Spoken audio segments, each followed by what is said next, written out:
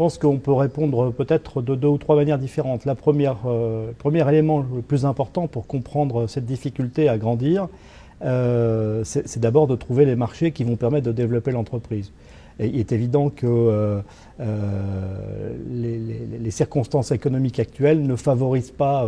beaucoup de ces petites entreprises et qu'il faudra certainement attendre des jours meilleurs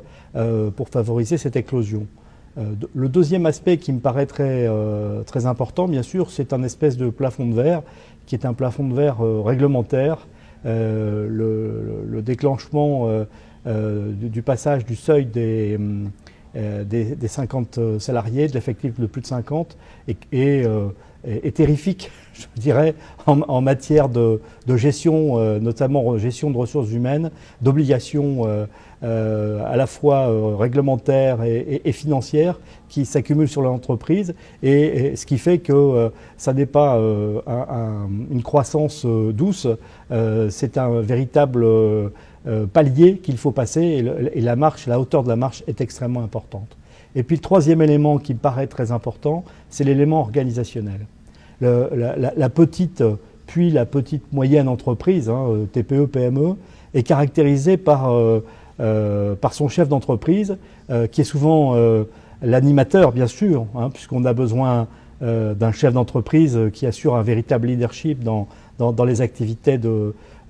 son unité, mais c'est surtout aussi quelqu'un ce chef d'entreprise, qui est fortement impliqué lui-même dans l'activité de l'entreprise et qui concourt chaque mois à la formation de la valeur ajoutée qui va permettre de payer les salaires, les charges, les fournisseurs, enfin les impôts, les taxes, parce que ça il y en a, et donc faire grandir l'entreprise, c'est un changement organisationnel radical, puisque ce chef d'entreprise qui est souvent très seul dans une grande solitude, se retrouve obligé de remettre complètement en question son organisation et d'essayer de se comporter comme un grand, quoi. C'est-à-dire qu'il va falloir qu'il se structure, il va falloir qu'il puisse déléguer. Donc on change quand même radicalement de mode de gestion dans cette évolution, et je pense que c'est une explication aussi qui est très importante. Beaucoup de ces chefs d'entreprise, d'ailleurs, se posent de la question de savoir est-ce que ça vaut le coup, est-ce que ça vaut pas le coup, est-ce que je perds pas mon indépendance parce qu'il va falloir que je fasse rentrer des capitaux extérieurs dans mon entreprise, est-ce que je perds ma liberté. Vous savez, les chefs d'entreprise de TPE, PME, ce sont des gens